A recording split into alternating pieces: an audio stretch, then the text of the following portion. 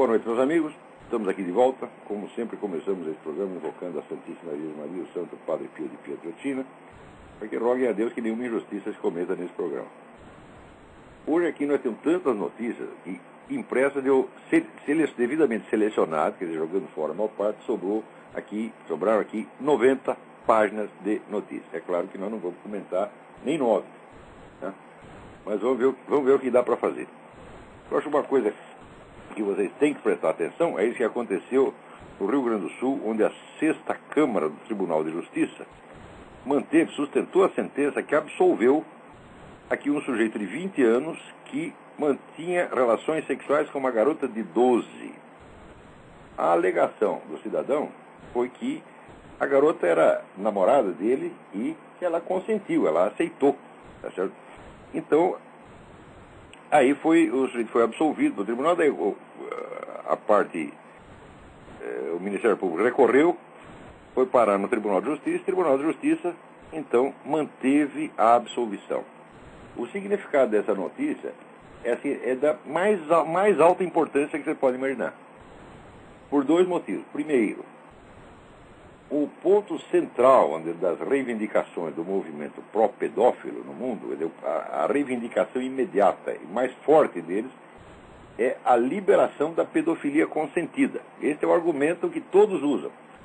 Aí o seu Luiz Mota usa, o Trevisan usa, Deco Ribeiro usa, todos eles usam esse argumento. Se a pedofilia é consentida, não é crime, tá certo? Restando também esclarecer a partir de que idade o sujeito está apto a consentir. Por exemplo, um garoto de 3 anos, né, pode achar muito interessante, né, mexer na piroca do vizinho de 43, tá certo? E digamos que então aí é consentido. Né? Mas essa questão da idade para o consentimento também é sutilmente elidida. Quer dizer, esses movimentos eles sempre vão por etapas. Né? Quer dizer, que você avança um pedaço, aí você conquista aquele pedaço, depois você avança, conquista outro. É um negócio progressivo, nunca para, não tem limite. Tá certo? Então, quando começou o negócio de movimento gay, tá certo? Eu me lembro de ter escrito um artigo e dizer, olha, a partir do momento que você começa a criminalizar toda oposição ao homossexualismo, a liberação da pedofilia é uma questão de tempo. Vocês aguardem que antes do término desta década, vocês vão ver isso, a pedofilia liberada, tá certo? E se alguém quiser transar com seu filhinho de 7 anos, de 8 anos, você se opuser, quem vai para a cadeia é você. Ou seja, a criançada está agora à disposição dos pedófilos, tá certo? Porque o consentimento, você imagina aqui, que capacidade de julgamento e de discernimento tem uma criança de 8, 9, 12 anos, né? Para saber se isso aí é bom para ela, se não é, se isso vai afetar o destino dela, se não vai. Claro que não tem nenhum discernimento para isso, então justamente para isso as famílias devem proteger. Mas agora a família não pode proteger mais, porque tudo depende da opinião da criança, tá certo? Então, se aparecer um caso de um garoto de 7 anos que tem uma ligação erótica com um homem de 60, né, e o pai quiser reclamar, quem acabará indo para a cadeia é o pai. Vocês não tenham a menor dúvida. Né? Eu já dizia isso vários anos atrás. Muito bem, a liberação da pedofilia agora é um fato consumado, pelo menos no Rio Grande do Sul. Para que outros tribunais deem sentenças semelhantes e o Supremo Tribunal Federal acabe aprovando tudo, é apenas questão de tempo. Eu acho que é questão de meses, se vocês querem saber. Agora, acontece que com isto, o tribunal muda o sentido das leis. Porque a lei não fala nada de pedofilia consentida. A partir do momento que cria a noção de pedofilia consentida, o tribunal está legislando. E juízes não podem legislar. Isso é um crime. Ou seja, os membros da 6ª Câmara do Tribunal de Justiça do Rio Grande do Sul deveriam ir para a cadeia, tá certo? Por usurpar uma função legislativa. Eles estão mudando, evidentemente, o sentido da lei. O sentido da lei, né, vai qualificar a relação entre um homem adulto e um menor de idade como crime de sedução, no mínimo, né? Crime como sedução com posse sexual. No Brasil tem 3 figuras legais. Tem o estupro. Não, tem 4. O estupro, que é sexual mediante violência, tem o atentado violento ao pudor, que é a posse sexual com violência por via anal. Você tem a sedução, que é você enganar a pessoa, e você tem a posse sexual mediante fraude, tá certo? Que é você oferecer uma vantagem, uma coisa assim. Então, é evidente que a relação entre o homem adulto e o menor de idade entra no caso da sedução, no mínimo como sedução, tá certo? Ou até poderia entrar com posse sexual mediante fraude, porque se trata do engodo. Tá? Quer dizer, você comeu a criança, traçar uma criança, certo? E dizer para ela que aquilo vai ser maravilhoso, que depois vão casar, tal, tudo isso evidentemente é posse sexual mediante fraude. Mas, por exemplo, esse cara, ele diz que era namorado. Então, então vai casar, ele vai casar com a menina de 12 anos. Vai casar quando? No mês que vem? O ano que vem? Daqui 10 anos? Não sabe, tá certo? Então, o juiz com isso eliminou a figura da sedução e da posse sexual mediante fraude. Quer dizer, todas as posses sexuais são legítimas desde que a vítima diga sim. Quer dizer, você só exclui a hipótese da violência e da ameaça. O resto está tudo legitimado. O juiz também não esclarece se isso vale para criança de 12 anos ou se vale para 11, para 10, para 9, para 8. Claro que vale. Tá certo? Quer dizer, qualquer advogado de pedófilo amanhã pode alegar que já pode alegar essa jurisprudência. Já temos aqui jurisprudência firmada da 6ª Câmara do Tribunal de Justiça. Né? Então, significa que na prática está liberada a pedofilia consentida. Então, essa é a primeira grande conquista do movimento pró-pedófilo no Brasil. Me falaram, eu não tenho notícia aqui, mas me falaram também de um rapaz, um travesti, que tinha relações sexuais com todos os irmãozinhos menores de idade e que foi absolvido também na base do consentimento. Né? Quer dizer, as crianças, é meu irmão mesmo, vale tudo, né? Então, isso quer dizer, o movimento pró-pedófilo pode se considerar vitorioso, e a liberação total da pedofilia e a proibição de qualquer palavra contra é uma questão de tempo. Preste atenção, é esse o mundo no qual vocês estão vivendo. Tá certo? Daqui a pouco tempo, qualquer pedófilo, tarado, louco, será considerado um cidadão de respeito e a sua prática da pedofilia será um direito garantido pela lei. E se você falar contra, você vai correr perigo. Isso não é exagero, não é piada. Essas coisas, às vezes, quando começa a falar, parece engraçado, parece piada pelo próprio absurdo. Tá certo? Quer dizer, a ideia de que a pedofilia seja um direito é em si mesmo um absurdo tão grande que a ideia em si tem um efeito cômico. Certo? Mas não há comédia, não há piada, quando os personagens da piada são seres humanos reais. São pessoas que elas estão sofrendo esse destino. Agora, você imagina, é claro que o destino de uma criança de 8, 9, 10, 12 anos que tem relação sexual com adulto, o destino está selado, que vai mudar a vida dela de maneira definitiva e irreversível. Talvez mais tarde ela se revolte contra isso, mas quando ela perceber que foi ludibriada, perceber que foi iludida, ela vai ficar revoltada, mas não vai poder fazer nada. E se ela reclamar, talvez vai ela mesmo para a cadeia. Então, preste atenção, gente. Isso aí é mais uma previsão minha que quando eu escrevo as pessoas dizem, não, você está exagerando, você é paranoico, você é teórico da conspiração, etc, etc. Eu escrevi isso aí, eu creio que uns 3 anos atrás. A liberação da pedofilia é questão de tempo. Vocês se acostumem, porque essa geração ainda vai ter que viver debaixo disso. Agora, você vai chamar esses camaradas de juízes, de magistrados? Magistrado do caralho. O sujeito que fez isso, ele é um criminoso tão grande. Não vai entender, o juiz que aprovou uma coisa dessa é um criminoso tão grande quanto o próprio sujeito que está lá comendo. Primeiro, ele diz que é namorado de 12. Eu digo, olha, peraí, o sujeito terá atração por uma menina de 12 anos, você já não está bom da cabeça, evidentemente. Quer dizer, o instinto natural do adulto deve ser o de proteger a criança, de mantê-la intocada. Tá certo? Que não pode ser um instinto de posse sexual. Ele não pode ter um instinto de posse sexual em cima da criança. Quer dizer, todo adulto é virtualmente um protetor da criança. Isso é um sentimento normal. Assim como é normal você ter atração por pessoas adultas, tá certo? É normal você ter com a criança um instinto de proteção. Agora, se esse instinto de proteção se torna atração sexual, então, evidentemente, há nitidamente uma perversão. Não tem como escapar disso aí. Tá certo? E, no entanto, certas sociedades podem se tornar tão cínicas e a pedofilia se torne uma questão de consentimento. É isso. Agora, e o consentimento do pai e da mãe? A noção de minoridade acaba de ser estourada por essa merda desse Tribunal de Justiça do Rio Grande do Sul. Olha aqui, juízes do Tribunal de Justiça do Rio Grande do Sul. Se eu encontrar um de vocês na rua, eu cuspo na sua cara. Posso ir pra cadeia, mas vou com essa satisfação de ter cuspido na sua cara. Quer dizer, o que significa a noção de minoridade? Já acabou, não há mais minoridade.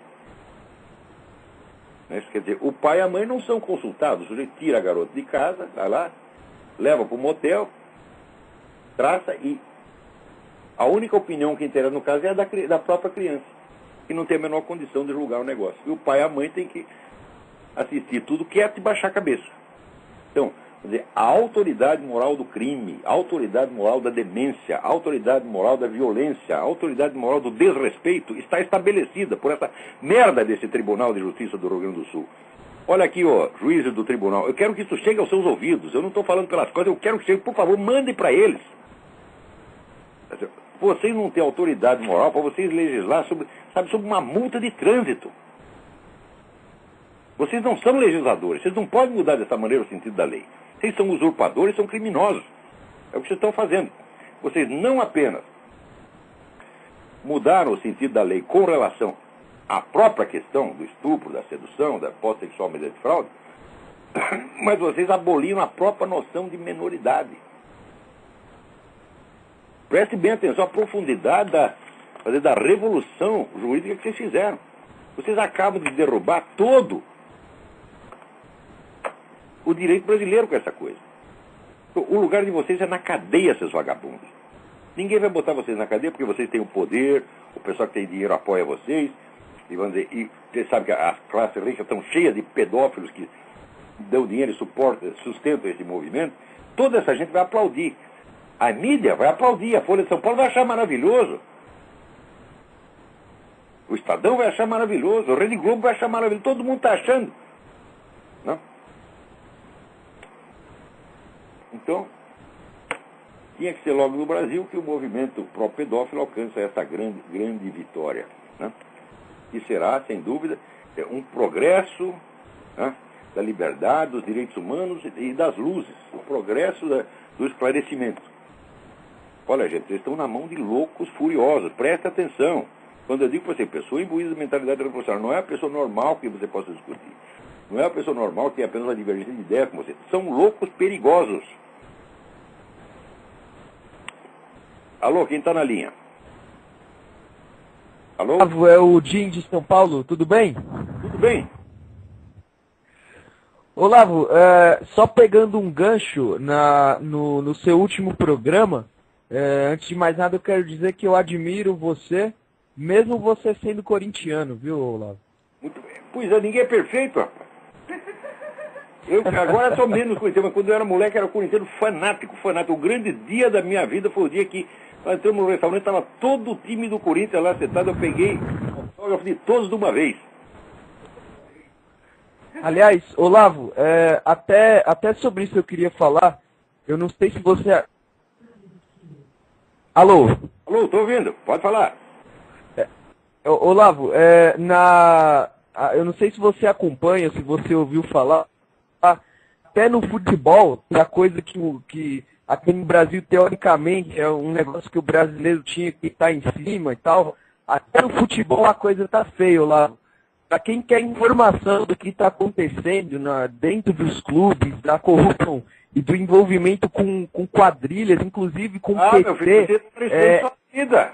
Eles podem fazer o que quiser, podem roubar, podem corromper, podem soltar propina para todo mundo. Se você vai lá tentar se informar, você que é um criminoso. Eles acabam com você. Não pode fazer É só acessar, Olavo, o blog do Paulinho, que é blogdopaulinho.wordpress.com. Olavo, esse cara, ele é o único aqui no Brasil, assim, talvez como você no aspecto político, ele é o único aqui no Brasil que tem as informações de dentro do que acontece lá no Corinthians. O Corinthians tem lá as suas ramificações com o PT, tem a turma lá dentro nós sabemos disso. Jogador. Pode deixar, vamos verificar, vamos dar uma olhada lá. Depois, semana que vem, eu comento. Tá feio, viu, Olavo? Um abraço aí pra você.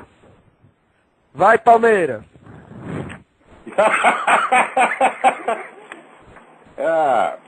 Você vem aqui com interesses políticos escondidos. Você é, como é que se diz? Você é do lobby palmeirense. Tô entendendo. Peraí, tem mais alguém na linha? Alô? Alô, professor Olavo? Eu? Aqui é o Cristiano de Assis, tudo bom? Tudo bem? Fale Tudo mais bom. alto. Tudo bem. Eu gostaria de perguntar a você sobre aqueles ateus que fazem a cruzada contra o cristianismo. O que eles querem, na verdade? Dinheiro, benefícios? Qual que é o intuito deles? Não, é simples ódio. Nunca suportaram o cristianismo. Você veja, por exemplo, essa recente campanha que teve contra o Papa, uma campanha mundial, que foi uniforme, a mídia internacional inteira, né? Todo dia descendo o cacete no Papa com uma violência inédita. Isso nunca aconteceu na história. Quer dizer, isso marca uma etapa. Quer dizer, esse pessoal vai ocupando espaço. Certo. Então vai... Eles dão estão aliados com outras religiões? Quando você se acostuma, quando a dor passou, eles enterram a faca mais um pouquinho, mais um pouquinho, mais um pouquinho, até você morrer. É assim que vai. Então, aqui você tem toda hora criança sendo expulsa da escola porque entrou com uma Bíblia, capelão militar, tá certo? Perdendo emprego porque pronunciou a palavra Jesus. Isso está acontecendo aqui na Europa, gente. Quer dizer, não é exagero, não é teoria da conspiração, isso está acontecendo mesmo. E se para combater isso, eles vão todos ser criminalizados. Isso aí vai ficar como no Irã, que você pode praticar o cristianismo dentro da sua casa, quietinho e discretamente. Se sair pregando na rua, tu vai pra cana. O mundo ocidental vai ficar assim se esse pessoal não reagir. Reagir, olha, o pessoal fala, reagir como? Eu digo, olha, em primeiro lugar, você tem que entender a coisa básica. Você não está lidando, eles não estão lidando com pessoas normais que têm apenas uma ideia diferente de você. Você está lidando com criminosos, com gente perigosíssima. Se você quer manter a coisa no plano das ideias, disputa no plano das ideias, você está dando dignidade a pedófilos, a loucos, a tarados, tá entendendo? É isso que você está fazendo. Professor? Então, é preciso destruir, vamos dizer, não é as ideias, meu Deus do céu. As ideias, por si mesmas, as ideias inspiram movimentos, mas os movimentos são feitos por gente. E se você não desmoralizar as pessoas, não adianta desmoralizar as ideias. As ideias são incoerentes por si só, não é? Apenas acadêmica. Sim. Professor? Diga. Esses ateus, eles são aliados com outras religiões, com os muçulmanos radicais, com seitas gnósticas ou não? Não, peraí, a mídia mundial inteira apoia os muçulmanos radicais. Quando eles fazem alguma violência que chama atenção, daí todo mundo faz de conta que está ofendido. Mas todos estão dando força para essa gente. Você vê o que está acontecendo na França. Na França agora a moda é o seguinte, o pessoal árabe invade ônibus e bate em todo mundo xingando de francês sujo. E ninguém pode reclamar. Ou seja, o racismo antifrancês é permitido e é protegido pelas leis na França. Se você bater no árabe, chamar de árabe sujo, você vai preso porque é por racismo. Agora, se o árabe bate no francês, chamando de francês sujo, é permitido. E mais ainda, teve um sujeito que filmou isso aí, né, e botou no YouTube. Esse foi processado. Nossa. Então preste atenção. Esse pessoal árabe tem muito dinheiro. Eles, atualmente, a Arábia Saudita manda na política americana através do seu Barack Obama. Sim. Você vê, os Estados Unidos são tradicionalmente pró-Israel. Mudou 180 graus a política. Agora estão apoiando a criação da nação palestina e cedendo Jerusalém para os caras. Agora os sauditas não serão investigados pelos Estados Unidos, né? Como é? Os sauditas não serão investigados pelos Estados Unidos, no caso do terrorismo. Citou lá à Suprema Corte que a Arábia Saudita seja preservada de qualquer investigação. Agora, quando você sabe que foi a Arábia Saudita que financiou todos os estudos e a carreira de Barack Obama, o príncipe saudita pagou por todos os estudos dele de um garoto que ele não conhecia. Por que ele escolheu logo esse Barack Obama? Um camarada que tinha sido o advogado do Malcolm X, o elo de ligação entre o príncipe saudita e o Barack Obama. E deu todo o dinheiro para financiar a carreira do Barack Obama. Agora esse homem está na presidência e está favorecendo a Arábia Saudita de todas as maneiras, inclusive ilegal. Professor, oi. Vou desligar aqui. Manda um abraço no amigo. Um abraço. Tá mais. Aqui, essa semana saiu um artigo do Rabino Morton Pomeranz no Newsmax, dizendo que Barack Obama está fomentando o preconceito contra o povo judeu, tá? Só ferrando com os judeus. É a pura verdade. Só que é o seguinte, em quem vocês votaram, seus idiotas? Você tá entendendo? 72% dos judeus americanos votaram nesse cara. Agora aguenta, porra! Olha, tem... Assim, adorar e proteger seus traidores. Eu só vejo o seguinte, eu só vejo a comunidade judaica fazer isso, eu só vejo a igreja católica fazer isso, eu só vejo os americanos fazer isso, eu só vejo o ocidente inteiro fazer isso. Agora, você dá força para esses caras e depois eles sobem em cima de você, porra. Vamos dizer, esse legado, essa contaminação esquerdista que tem entre os judeus, entre os católicos, entre os americanos, isso aí vai acabar com eles mesmos. Ninguém tem amigo da esquerda, porque o esquerdista só é amigo do esquerdista, e mesmo assim, é amigo assim que nem Stalin era amigo de Trotsky. Porque se você fizer a conta, vou fazer a conta de todos os comunistas mortos do universo, você vai ver que 90% deles foram mortos por outros comunistas. Ninguém matou tanto comunista quanto Stalin e Mao Tse-tung. Então essa é também a amizade esquerdista. Eu estou falando desse pessoal que tem mentalidade revolucionária, esse pessoal é criminoso, eles não são pessoas normais, nós não podemos respeitá-los. Você não pode curar uma psicose partindo do princípio de que o psicótico é normal. E eu acho que a maneira certa de lidar com esses camaradas, quer dizer, é mostrar para eles o que eles mesmos estão fazendo, mas não mostrar com respeito. Mostrar de tal maneira que eles percam a sua segurança. Nós temos que mostrar a falsidade existencial do que eles estão fazendo, nós temos que mostrar o caráter psicótico do que eles estão fazendo, de modo a minar a autoconfiança verdadeiramente louca, psicótica que esses caras têm em si mesmos. Porque eles acreditam piamente que tudo que eles estão fazendo é divino, maravilhoso, que a humanidade os quer. Agora, eles de vez em quando se traem. Né? Por exemplo, no Brasil tem a campanha aí contra a homofobia, querem leis anti-homofóbicas. Ao mesmo tempo, aquele menino do movimento gay, o Deco Ribeiro, escreve que a sociedade brasileira é homofóbica. Preste bem atenção no raciocínio.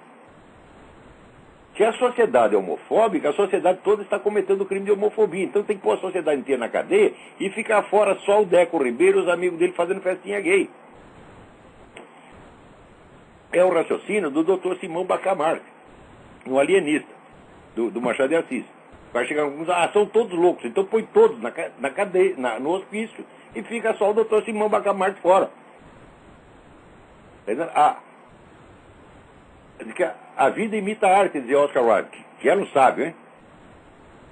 Também tem viado sábio, tá cheio de viado sábio. Esse é um sábio. Quando diz que a vida imita a arte, a gente confirma isso dia. Você vê essa peça agora que está aí desse Edward Albee, né, em que o filho é viado e o pai tem uma ligação amorosa com uma cabra, né? E daí eles se perdoam, se compreendem uns aos outros e trocam uns beijinhos, né? Eu digo, bom, se eu for escrever a continuação da peça, no capítulo seguinte, a cabra seria presa por prática de zoofilia, tá certo?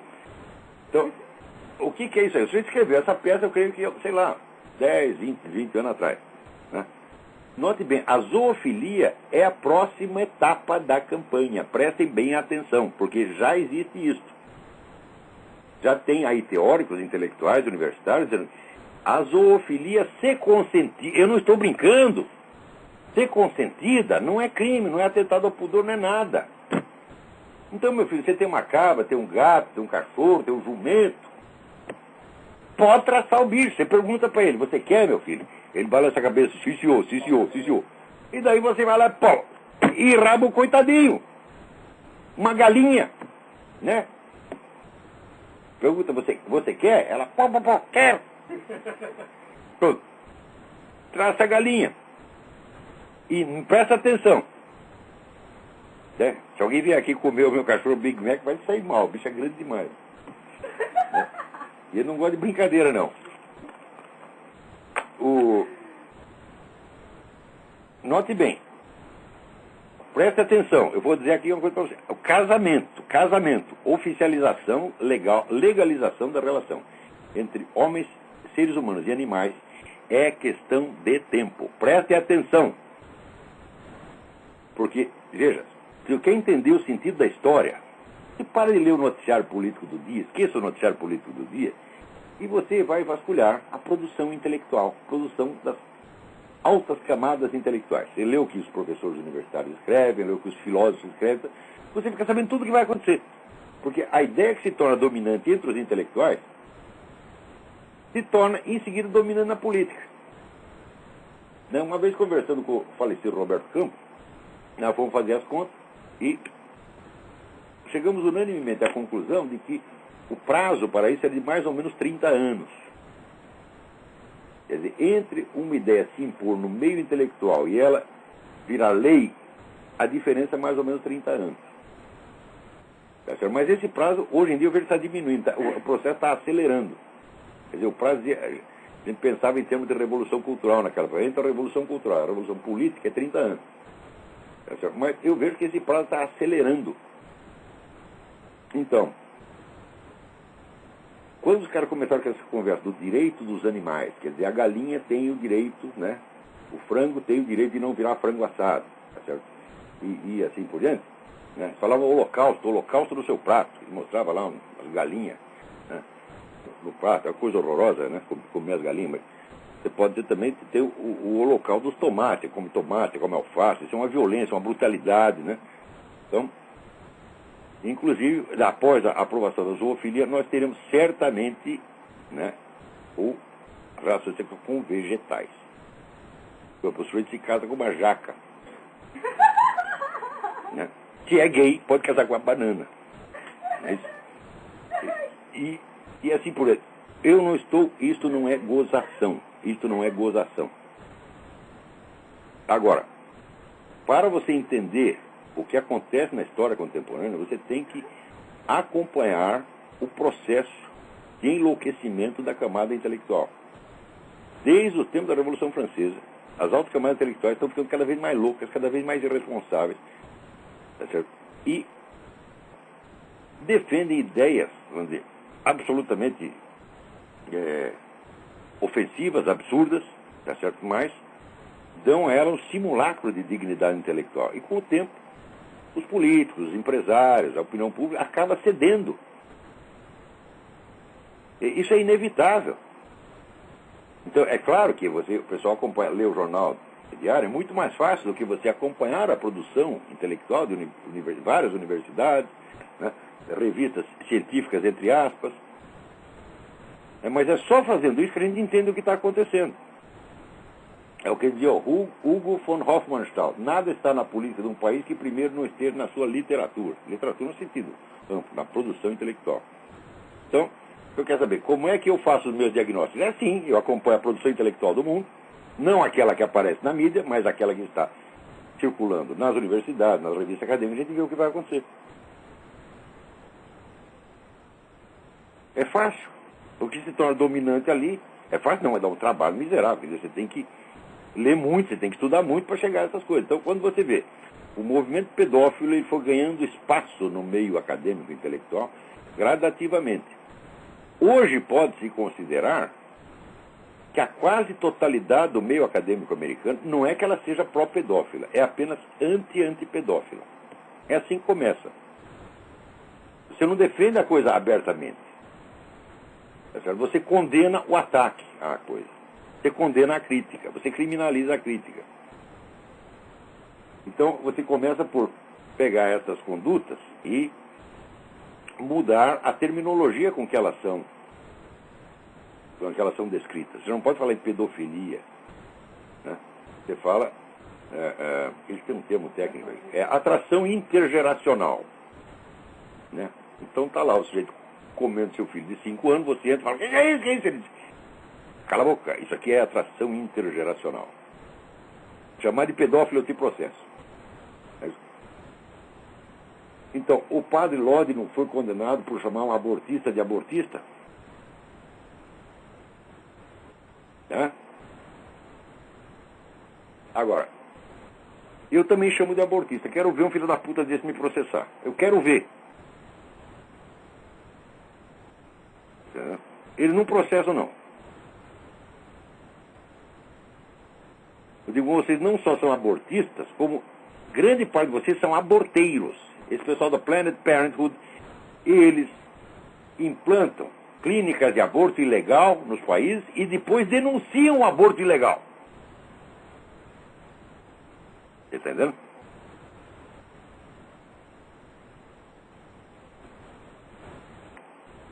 Alô, quem está na linha aí? Alô? Alô, Olavo, tudo bom? Tudo bem, quem é? Aqui é o Luiz Guilherme, de Campinas. Oi, Luiz Guilherme. É uma pergunta, na verdade, não é minha, de um amigo meu, é do João Cláudio, que é daqui de Campinas também.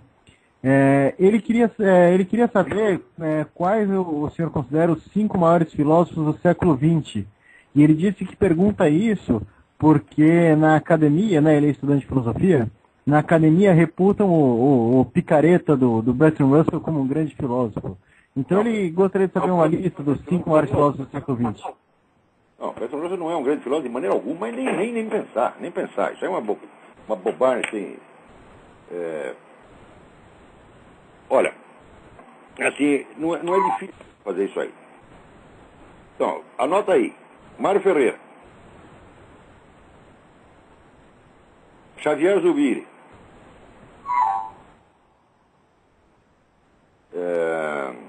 O Eric Fögelin. Louis Lavelle. L-A-V-E-L-L-E. E provavelmente o Bernard Lonergan. Pronto, está aí feita a lista.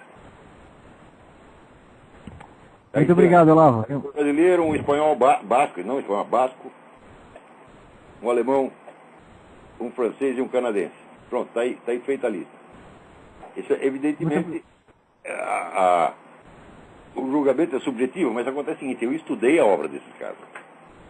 Da Academia Brasileira ninguém estudou. Eu não conheço um sujeito qualificado na Academia Brasileira para ler as obras do Mário Ferreira e do Xavier Zubiri. Os outros eles conseguem ler porque são... Veja, às vezes o sujeito tem o talento filosófico, mas ele não tem aquele talento pedagógico de explicar tudo clarinho, certinho, né? Então, por exemplo, o Louis Lavelle é de uma clareza maravilhosa. É talvez o maior filósofo do século, tá certo? E é de uma clareza maravilhosa. Mas se você vai ler o Xavier Zubiri, você pula que nem um cabrito para você atravessar aquele matagal da terminologia escolástica. A mesma coisa o Mário Ferreira, eles usam toda, embora não seja nenhum escolástico, nenhum nem outro, eles usam toda a terminologia escolástica, fica difícil de ler. O Bernard Lonergan é muito fácil. O Bernard Lonergan é um grande professor. Ele capricha tanto na exposição. Se você pegar o livro Insight, ele vai assim, que é um livro de 1000 páginas, né? E é um livro para explicar o que é inteligência. Como é que você... Por que você entende o que você entende? Tá certo? Ele vai assim, tão de pouquinho, ele começa, por exemplo, faz uma continha de matemática e mostra o que você fez para você entender a continha de matemática. Depois ele pega um trecho literário, mostra como é que você fez para entender aquilo e vai até o fim. Quer dizer, é de um didatismo, às vezes até pentelho. Ele vai até mais devagar do que precisa. Mas o Mário Ferreira, cuja obra foi composta inteira em 16 anos, são 52 volumes da Enciclopédia da Ciência Filosófica, produzido na base de 3, 4 por ano, então não teve tempo para fazer isso aí. Né? O Eric Fögelin, a dificuldade é que ele está lidando com um assunto tão novo, que você não tem nem as palavras para descrever aquilo. Então, o que ele faz? Ele inventa, ele atribui novos sentidos, etc. Então fica meio pesado para ler. É curioso que ele não é obscuro, né? Mas aquilo em inglês soa tão esquisito que os leitores americanos, que é do país onde ele viveu e lecionou, ele acabou se tornando americano, eles têm dificuldade. A gente que vem de uma língua latina entende o Voegelin melhor do que o americano. É incrível isso aí. Então está aí os 5. Agora, se você disser desses 5, qual que você se considera discípulo? Eu respondo sem a menor dúvida. Louis Lavelle é o único do qual eu posso me considerar um discípulo, porque é um sujeito que eu concordo com cada linha que esse sujeito escreveu. Eu não consigo dizer não para ele. Às vezes consigo, por exemplo, em escritos menores, escrito de resenha literária que ele fez, tem lá um livro que ele gostou e eu não gostei. Falei, bom, aí divergimos disso. Mas filosoficamente, eu não sei dizer A contra nenhuma tese do Louis Lavelle. Já tentei, fiquei tudo lá. Então eu falei, tá certo, guru, você tem razão. Então, agora, aí no Brasil, existe um interessantíssimo livro brasileiro sobre Louis Lavelle, uma tese de doutoramento feita pelo Tarcísio Padilha, que foi presidente da Academia Brasileira de Letras. Ele foi aluno do Louis Lavelle e escreveu um bom livro sobre o Louis Lavelle. Esse livro sumiu, nunca mais foi publicado. E que merda de país, quer dizer, você parece estar sobrando esse tipo de coisa. Né? Agora, livro sobre Antônio Gramsci, sobre Michel Foucault, sobre Lacan, Derrida, tem de monte. Né? Então, para ver onde termina esse negócio de Lacan e Derrida, lê o artigo que eu estou publicando essa semana no Diário do Comércio, vai sair em duas séries, sobre esse tal do Vladimir Safatli, né, que é professor de filosofia na USP. Eu li lá vários artigos do Vladimir Safatli, que estão no site dele, porque ele andou dando palpite sobre esse negócio do quebra-quebra na USP, mas eu falei, não, mas eu quero saber quem é esse sujeito intelectualmente, não só nas suas opiniões do dia, né? E daí, quando fui ler o trabalho acadêmico dele, eu descobri primeiro aquilo é uma pletora de erros de gramática, né? Ele, por exemplo, a invasão da USP, ele chama de brutalidade securitária. Ora, securitário não se refere à segurança pública, securitário refere-se à indústria de seguros. Então, é claro que o jeito que escreve isso é um analfabeto funcional. Então tem lá 2 estudos sobre o cara, e isso aí é o que se chama de um professor de filosofia, não, chama de professor de filosofia não, mas de filósofo. Na USP, para ser filósofo, você não precisa ter filosofia nenhuma. Né? Basta você fazer essas coisinhas que o Vladimir Safatli faz e você já é considerado um grande professor. Né? Aqui alguém me chama, Jusceli Bianco me chama a atenção para uma resenha que ele leu da nova biografia de Paulo VI, escrita por Andrea Tornielli, para o jornal La Stampa, né? E onde ali o próprio Paulo VI confirma o Pacto de Metz. O Pacto de Metz é aquele pacto com o qual o concílio, neutralizando-se, abolindo-se a si mesmo, indo contra o Código de Direito Canônico, né? Prometeu examinar todos os problemas do mundo, mas não falar uma palavra contra o comunismo. Então, note bem, o Código de Direito Canônico, o decreto de Pio XII, ratificado pelo próprio João XXIII, condenar a excomunhão automática a quem quer que colabore com o regime comunista. Então significa que aquele pessoal do concílio já estavam todos auto-excomungados. Pergunta para mim o que vale as decisões do concílio, não vale nada. Não vale nada. É? Você pode seguir se você quiser. Aliás, o concílio não teve natureza doutrinária, teve natureza pastoral. Pastoral só apenas você dá o conselho, aconselhamos você a fazer isso. Você pode responder, não faço. Nada te impede. Agora aqui, esse pessoal gay fica, né, reclamando aí, lutando pela liberação da pedofilia, enquanto tem um monte de gay no mundo comunista, no mundo islâmico, etc., sofrendo horrores, e eles não fazem nada para ajudar. Agora aqui, 2 gays iranianos apareceram pedindo asilo nos Estados Unidos. Uai, mas os Estados Unidos aqui não é a sociedade homofóbica? Não é aqui que os gays sofrem horrores, coitadinhos? Né? Por que vem pedir asilo aqui? Agora, pergunta para ele, qual é a diferença de você ser gay em Nova York e você ser gay no Irã? É a diferença, né, entre o vivo e o morto. Está aqui, ó, um estudo que fizeram aí. Aqui não dá o nome da universidade, raios. Puta vida. Diz que as pessoas que estudam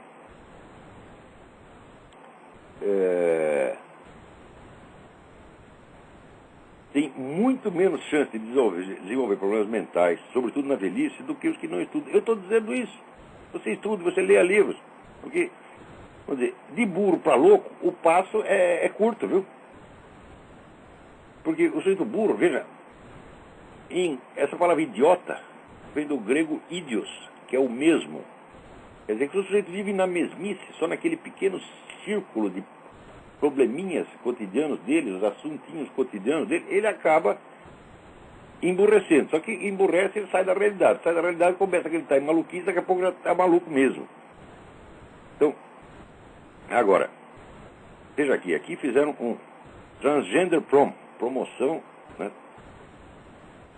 transgêneros, no Boston City Hall, quer dizer, a prefeitura, com um espetáculo de sadomasoquismo, né, homens lá se esfregando uns dos outros, distribuição de drogas, tudo isso para crianças, promovido pela prefeitura de Boston. Então você veja, é realmente a campanha pela liberação da pedofilia, sustentada pela prefeitura de Boston. Quer dizer, começa com o negócio de, olha, é sempre assim, vai por etapas. Primeiro você começa a dizer, nós gays somos discriminados, nós queremos apenas o nosso direito. Olha, daqui a pouco eles querem o direito de pôr você na cadeia. E quer o direito de transar com seu filho de 5 ou 6 anos, e assim por diante. Eles enterram a faca e passam o anestésico. Enterra a faca e passam o anestésico. Enterra a faca e passam o anestésico. Assim, daqui a pouco você está morto.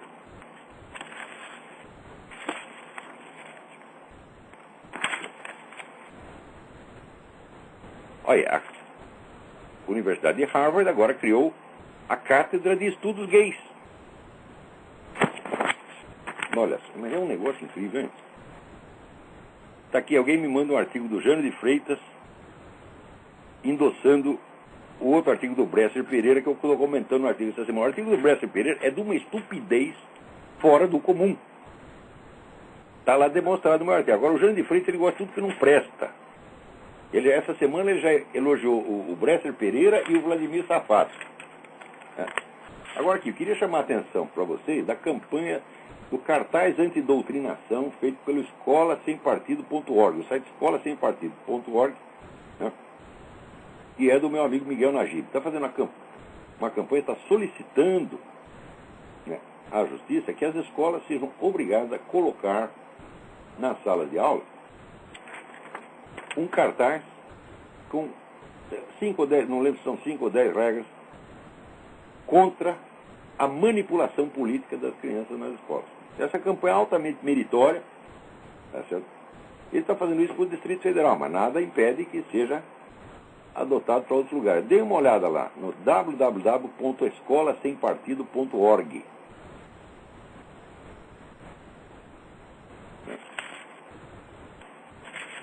Também outra coisa, né? Teve um sujeito aí que deu uns tiros e matou um guarda do Museu do Holocausto, né, em Washington. Então, imediatamente, todo mundo já espalhou. É o terrorismo da direita, é os conservadores que ficam metendo ideias assassinas na cabeça do cara. Quando foram ver, o sujeito é um darwinista, odeia cristão, tá certo? E, em suma, ele usa argumentos darwinianos para sustentar o antissemitismo. Né? E ele diz, o cristianismo e o holocausto são fraudes.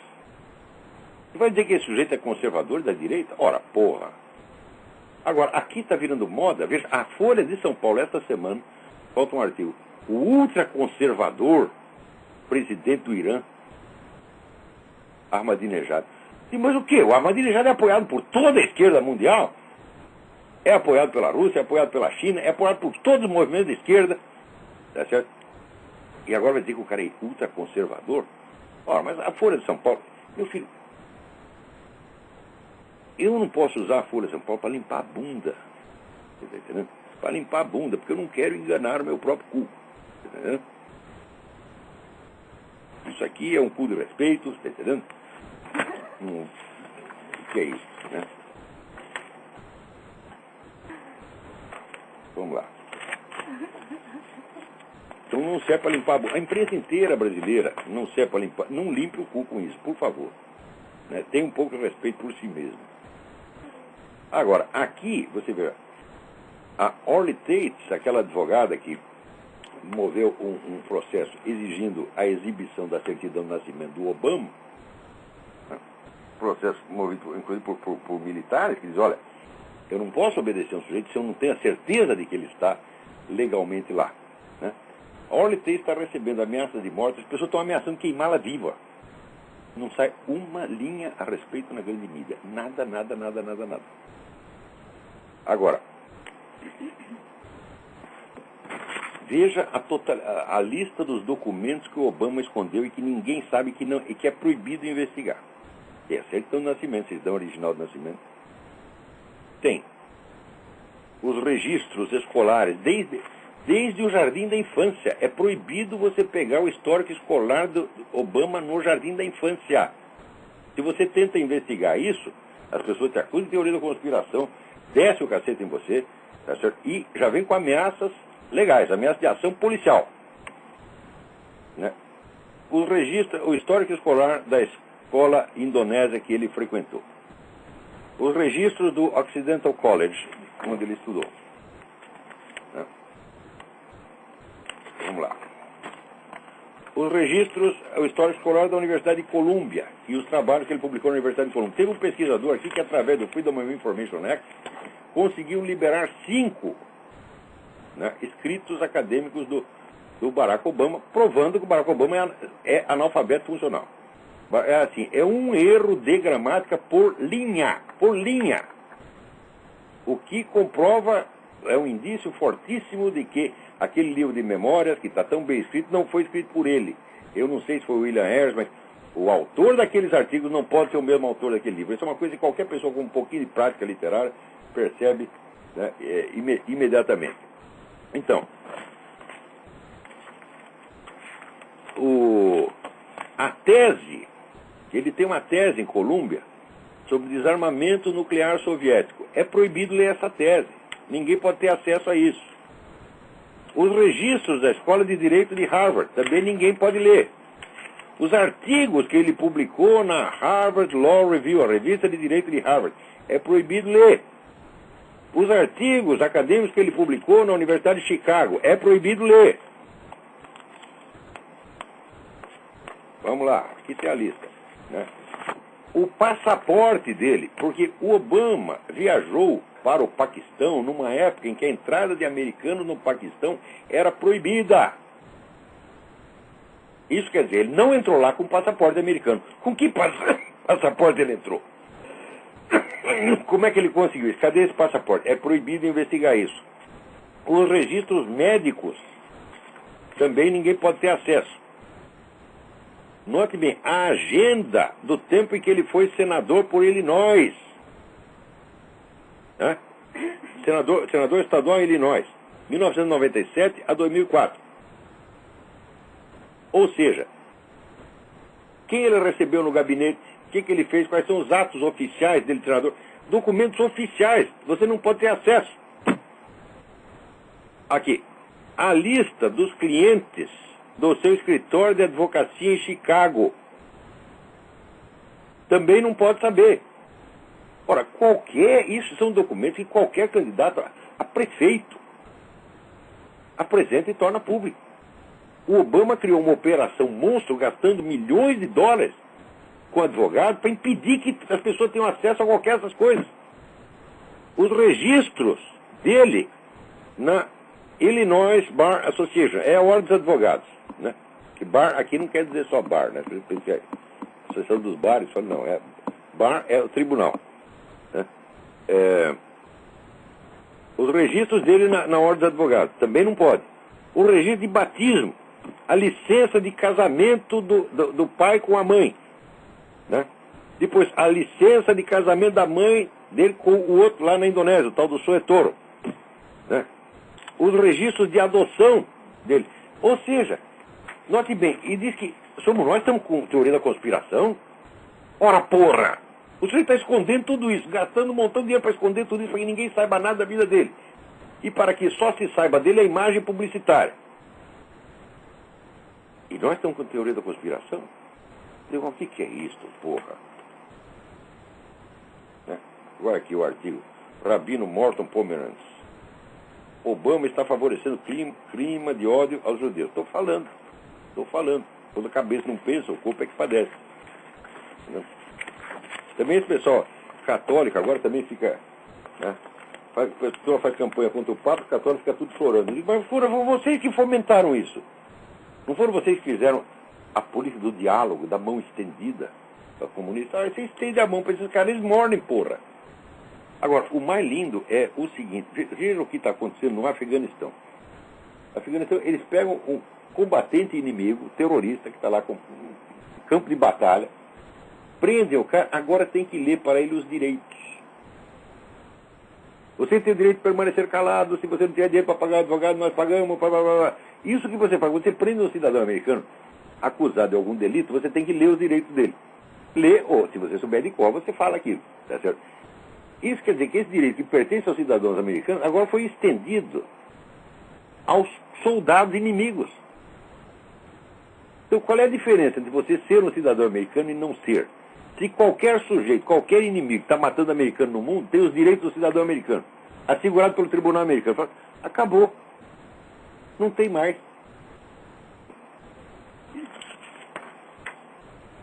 Alô, quem é? Alô? Alô? Não tem ninguém aí. Opa, Alô, quem é? alô? Não, essa ligação tá ruim. Desliga e liga de novo, que tá muito ruim. Agora, aqui, veja que coisa. O Obama, né, teve uma conversa com o ministro das Relações Exteriores da Rússia e disse para ele que ele vai estatizar o Federal Reserve.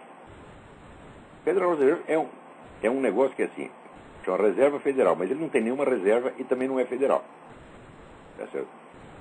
Ele é um banco privado que emite o dinheiro daqui. Isso aí foi uma treta que foi feita no começo do século, entre as sete milionários, né, decidiram tornar os donos de todo o dinheiro circulando no país e inventaram o Federal Reserve. É uma fraude monstruosa. Agora, o Obama foi comentar isso lá na Rússia, porra. Ele não falou nada aqui. Pode ser que seja verdade. Agora, se for verdade, acontece o seguinte. O Federal Reserve é um dos grandes pilares do globalismo aqui. Né? O Federal Reserve existe aí para escravizar os Estados Unidos e colocá-los sob o comando dos organismos internacionais. Exatamente como também serve para isso o Clube Bilderberg, a Comissão Trilateral, o CFR, etc. Tem um pool de organizações, né, cuja finalidade é fazer de seus próprios proprietários os donos do mundo, tá certo? E quebrar a espinha da nação americana. Se o Obama pretende realmente estatizar o Federal Reserve, das duas, uma.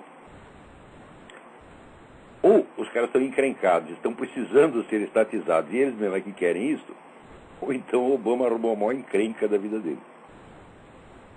Porque esses caras, essa elite que faz parte do Federal Reserve, CFR, Bilderberg, é quem manda aqui. Você não tem como se opor a eles. Por enquanto ainda dá para criticar através da internet. Tá certo? Mas, até 2 anos atrás, quem falasse da simples existência do Clube Bilderberg era imediatamente rotulado teórico da conspiração. Agora não, agora já dá para falar. Começou a dar para falar. Saiu até, veja, esse jornal dos milico louco lá no Brasil, que é o Monitor Mercantil, que é daquele grupo nacionalista maluco dos Sebres. E daqui a pouco eu comento isso. Então, até eles já estão falando que existe o Clube Bilderberg. Ah, descobriram, é? Muito bem. Se o Obama está atendendo os interesses dos donos do próprio Federal Reserve, muito que bem. Agora, se ele decidiu estatizar contra a vontade dele, meus filhos, os dias de Barack Obama estão contados. O que não seria nada mal, né? Mas o estranho é isso. Provavelmente é mentira. Quer dizer, esse cara da Rússia está inventando coisas.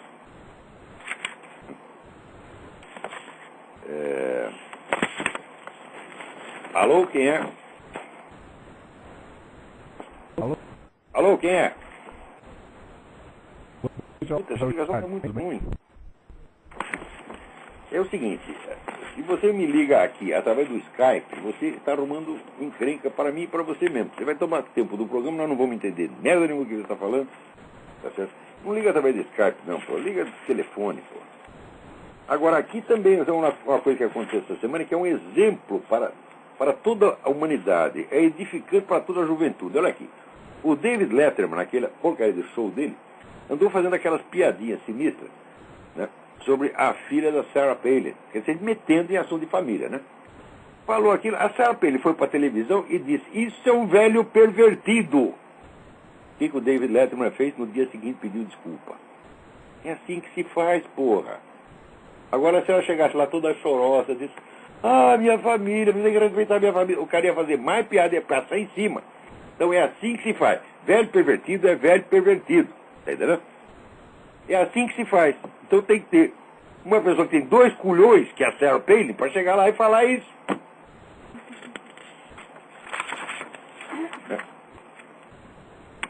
Agora aqui, eu estava falando do negócio do Bilderberg.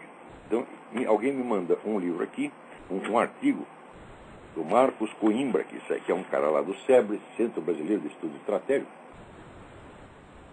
né, que é um grupo de milicos que se acham inteligentíssimos, eles acham que entendem tudo, tá certo? Eu assisti umas conferências lá, eu achei patético aqui, né? Então, aqui, nos últimos 30 anos, com a queda do Muro de Berlim, surgiu a potência hegemônica, os Estados Unidos, principalmente na expressão militar do poder nacional. Porém, eles também são manipulados pelos donos do mundo, Grupo Bilderberg, Instituto Real de Assuntos Internacionais, Comissão Trilateral, blá, blá, blá. Como são detentores do poder econômico, cooptam os meios de comunicação mais influentes do mundo, pautando grande parte da mídia e influenciando decisivamente grande parte da humanidade. Isso quer dizer o seguinte, o cara está dizendo que os Estados Unidos mandam na mídia mundial. Não, ele está confundindo duas coisas. O pessoal do Grupo Bilderberg, Comissão Trilateral, esses mandam na mídia mundial, mas a mídia é maciçamente anti-americana. Quer dizer, agora ele está colocando aqui, esse pessoal do Grupo Bilderberg, como se fosse instrumento do poderio americano. Aqui. Não por acaso elege seus representantes de sociedades secretas ou até ostensivas, como o diálogo interamericano no caso das Américas, para os principais cargos do poder executivo e legislativo, além de influenciar expressivamente o judiciário. Claro que eles fazem isso. Só que isso não é um poderio americano, isso é um poderio multinacional estrangeiro anti-americano. Quer dizer, olha, quer ver o exemplo do imperialismo americano? É comum os colocarem seus integrantes até na presidência da República, como foi na Argentina, Raul Alfonsin, Brasil, FHC e Lula, Uruguai, Sanguinetti, etc. Ou seja, é o poderio americano que coloca todos esses esquerdistas no poder. O diálogo interamericano é um think tank do Partido Democrata, da pessoa mais esquerdista que tem no Partido Democrata. E esse colocar Lula no poder, colocar FHC e Lula, não tem a menor dúvida. Né? Houve até uma reunião em 1993 entre o pessoal do diálogo interamericano e gente do Foro de São Paulo. Isto foi noticiado só no Granma de Cuba. Não saiu na mídia americana, mas foi noticiado no Granma. Maio de 93. Salvo engano, foi 5 de maio de 93. Ora, eu soube isso porque eu li esta edição no tempo que eu convia lá com o Dr. José Carlos Graça Wagner, tinha todos os documentos e tinha esse jornal lá. Bom, recentemente, eu quis pesquisar de novo o negócio. O Dr. José Carlos Graça Wagner já morreu, não tive mais acesso ao documento dele. Então mandei procurar aqui na biblioteca do Congresso. Chego lá, tem a coleção inteira do Granma, menos o número de 5 de maio de 93. Então, vamos na biblioteca da Universidade de Colômbia. Tem um monte de Granma, menos o 5 de maio de 93. Vamos lá na Califórnia. Tá lá? 5 de maio de 93. Sumiu! Só que tem o seguinte. A diretora da seção latino-americana da Biblioteca do Congresso é um membro do Diálogo Interamericano e foi ela que promoveu esse encontro em 93. Está explicado por que sumiu. É claro, o diálogo interamericano está botando gente no poder, sim. O diálogo interamericano é amiguinho do Foro de São Paulo e ajuda o Foro de São Paulo. Estão fazendo isso para estender o poderio americano. O que é isso, Marcos Coimbra? Acorda, porra! Esse assunto não é para gente com o seu QI, porra. É para gente que estuda.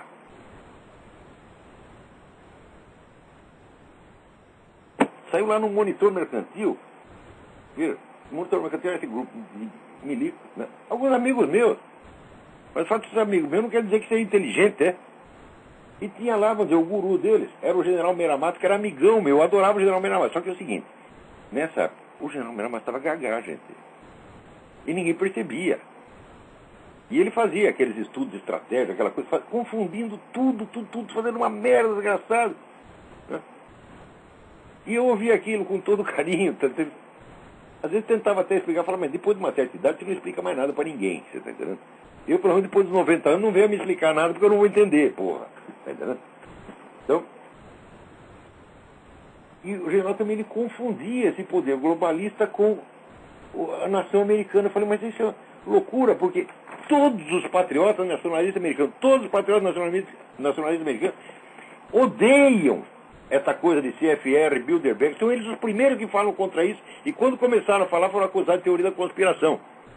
Veja, a perseguição começou por iniciativa da elite intelectual republicana. No tempo do William Buckley, foi uma grande cagada que o William Buckley fez, quando ele começou a perseguir a turma da John Birch Society. Porque a turma da John Birch Society, 30 ou 40 anos atrás, já sabia desse negócio de Bilderberg, já falava tudo. E ele dizia, não, isso é teoria da conspiração, isso é coisa de maluco, é o Lunatic Fringe, a franja lunática, como eles chamam. E ferrou com a tal da John Birch Society. Claro, a John Birch Society muitas vezes errava, falava, exagerava, tá, mas estava dando a informação, e a informação é preciosa. Você não pode jogar fora uma informação verdadeira só porque ela não está totalmente no contexto certo. Se você não está no contexto certo, você conserta o contexto mas mantém a informação, pô. Então, começou com isso. Então, todo mundo que falava desse assunto, que era todo pessoal direitista, conservador, foram todos marginalizados. Tá certo? E o Partido Republicano se transformou essa agremiação de boiolas que é hoje. Sobra lá 2 ou 3 homens de coragem, mas o resto é tudo boiola. Então, aqui dentro dos Estados Unidos, a briga é entre nacionalistas e globalistas. Agora, vem o sujeito de fora dizendo que os globalistas são o poder americano. Fala, não é possível, onde é que você está, rapaz? Puta, acorda. Marcos Coimbra, acorda. Vem passar um tempo aqui nos Estados Unidos, eu te mostro todas as publicações, eu te ensino o que está acontecendo aqui, te mostro. Levo você para entrevistar as pessoas como eu fiz. Vai conversar de um por um para você saber o que está acontecendo, porra. Epa, e acabou o nosso tempo. Até a semana que vem, muito obrigado.